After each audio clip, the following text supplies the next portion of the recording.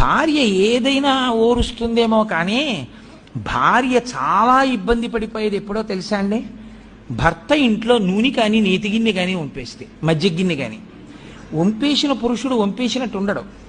ఏం చేస్తారంటే ఆవిడ ఏదో మజ్జిగ తాగండి అని అక్కడ పెడుతుంది, చిక్కటి మజ్జిగ తాగెళ్ళండి వేసవి కాలం రోహిణీ కార్తె అని. ఈయన ఏదో ఆలోచిస్తూ అక్కడి నుంచి ఆ ఉత్తరయం ఇలా విస్సాటంగా ఇలా ఏదో అంటాడు, అది తగిలి ఆ గ్లాసు కింద పడుతుంది. కింద పడగానే మజ్జిగంతా పడిపోతుంది. పోనీ ఊరుకుంటాడా చేతకాని వాడు? ఓ గుడ్డోటట్టుకొచ్చి భార్య వచ్చే లోపల తుడిచేద్దామని తుడుస్తుంటాడు. ఆవిడ వచ్చి చూస్తుంది, ఆహా ఏమి అదృష్టం అండి, నిజంగా నా కోసంగా అన్నారు మీ అమ్మగారు, మజ్జిగ వంపేశారు, పోనీ పీడా పోయింది. దాన్ని ఇల్లంతా రాసేస్తున్నారా? ఇప్పుడు ఆ వెన్నలో కాలేస్తే మజ్జిగ ఒలికిపోతే ఏ బియ్య పిండో వేసుకుంటారు, వేసుకుని ఒత్తేసుకోవాలి. నూనె ఒలికిపోయినా అంతే, నెయ్యి ఒలికిపోయినా అంతేకాని దాన్ని నేల నిండా రాస్తే ఓ నీటి చుక్క పడితే కాలు ఇక్కడ వేస్తే అక్కడికి వెళ్తాయి.